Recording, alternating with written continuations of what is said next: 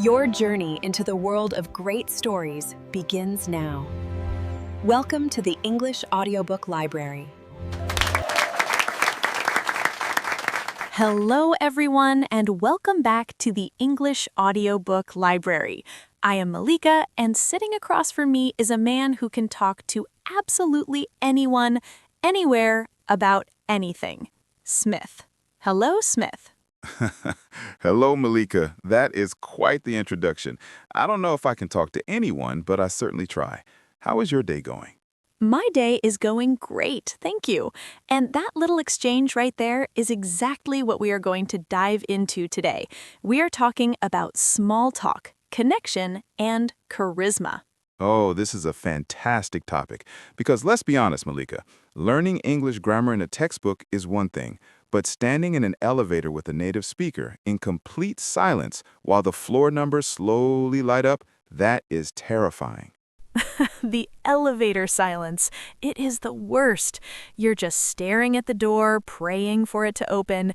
You want to say something, but your brain goes completely blank. It happens to all of us. Even native speakers get social anxiety.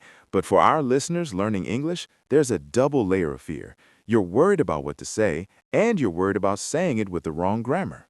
Exactly.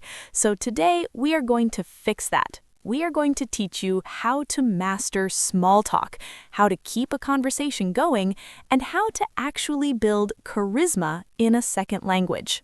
Let's start with that word, charisma. A lot of people think charisma is something you're born with. They think, oh, I'm just an introvert. I can't be charismatic. Is that true? Is it genetic? Absolutely not. Charisma is a skill. It's like playing the piano or riding a bicycle. It is a set of behaviors that make other people feel good when they are around you. Making other people feel good. I love that definition. It's not about being the loudest person in the room.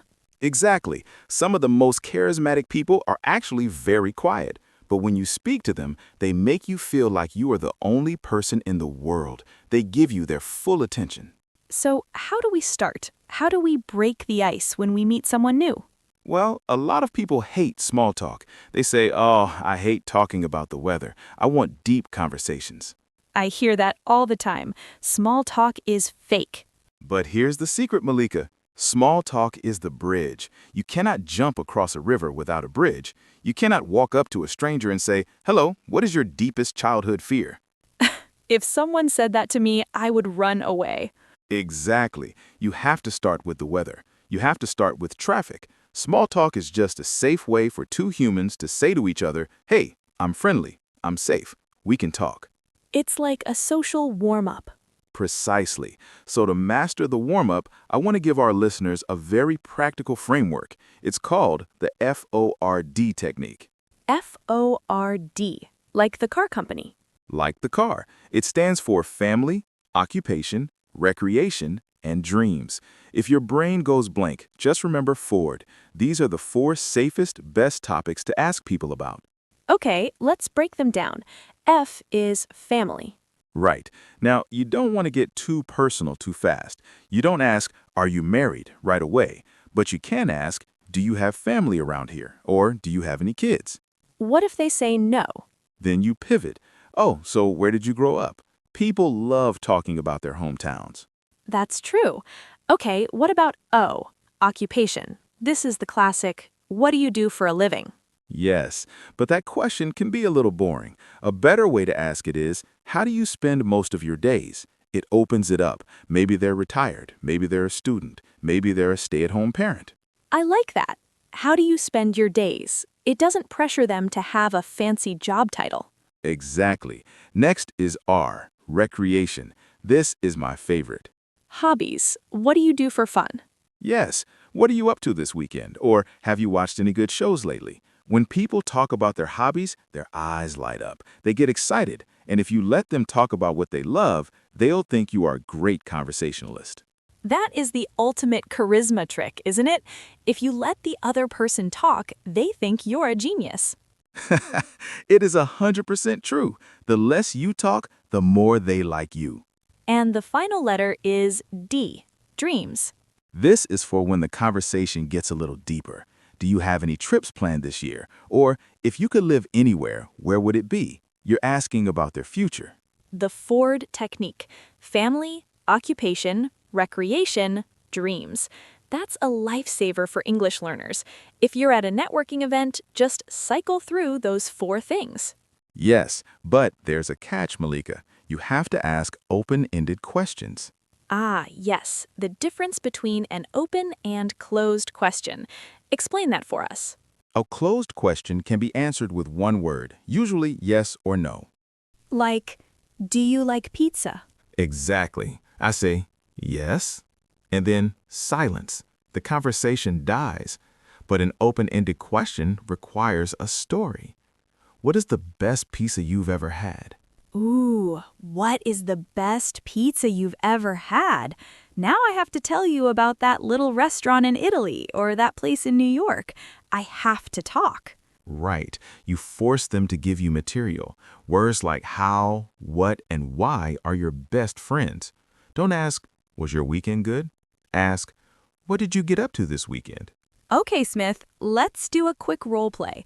I am going to give you a closed question, and I want you to turn it into an open question. Ready? I am ready. Put me on the spot. Did you like the movie? What was your favorite part of the movie? Do you travel a lot? What is the most interesting place you visited recently? Are you from here? How did you end up moving to the city? Wow, those are so much better. The conversation just naturally flows from those. It's a habit. You have to train your brain to stop asking yes-no questions. Let's talk about a big fear for language learners: not understanding what the other person said. This is huge. You ask an open-ended question, the native speaker starts talking very fast, using slang, and you have no idea what they're saying. Panic sets in. What do we do? Just smile and nod? Smiling and nodding is dangerous, because what if they just told you their dog died, and you are smiling and nodding? Oh no, that would be terrible. My dog passed away yesterday. Wow, that's great. Keep going. It happens. So instead of faking it, you need to use the clarification tools. It is completely okay to say, I'm sorry, I didn't catch that last part. Or, could you say that a bit slower? I'm still learning. I find that native speakers actually love it when you are honest. They're usually very happy to slow down. They are. People love being helpful. If you say, I don't know that word, what does it mean? You just created a connection. You made them the teacher.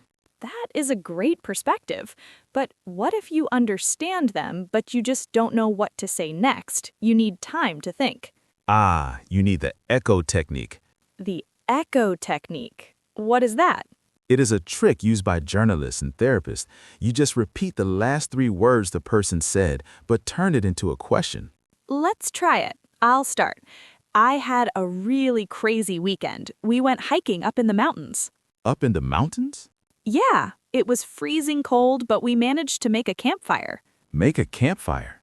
Exactly. We roasted marshmallows and... Wait, I am just doing all the talking.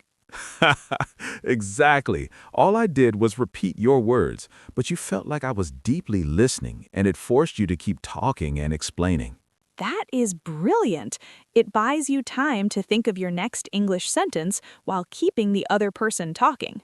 It's magic, but don't overuse it, or you will sound like a parrot.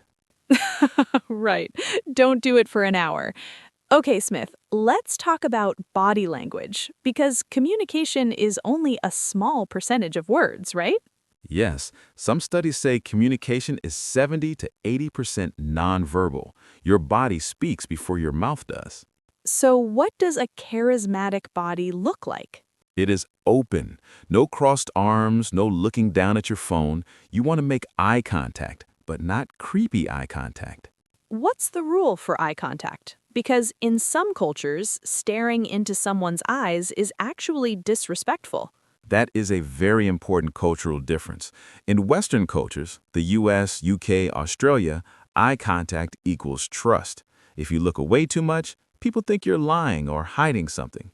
But you don't want to stare without blinking. Right. The trick is the triangle. Look at one eye, then the other eye, then their mouth, and back up. It keeps your gaze moving but focused on their face. And smile. Smiling is universal. It is, but again, culturally, Americans smile at strangers on the street. If you do that in parts of Eastern Europe, people think you are crazy. Why is this person smiling at me? What do they want? Exactly. But in a conversation, a warm smile shows that you are present. It softens your face. Let's touch on compliments. Giving a compliment is a great way to start small talk. It is the easiest icebreaker. But there is a rule. Compliment choices, not genetics. Choices, not genetics. Explain that. Don't say, you have beautiful eyes. That is genetics. It can feel a bit creepy or too intimate. Instead, say, I love those glasses. Where did you get them? Or, that is a great jacket.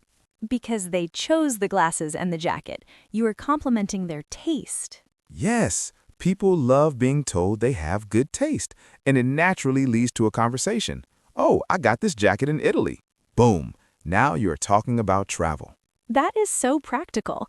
Okay, Smith, we have started the conversation. We used F.O.R.D. We asked open questions. We echoed. Now, how do we escape?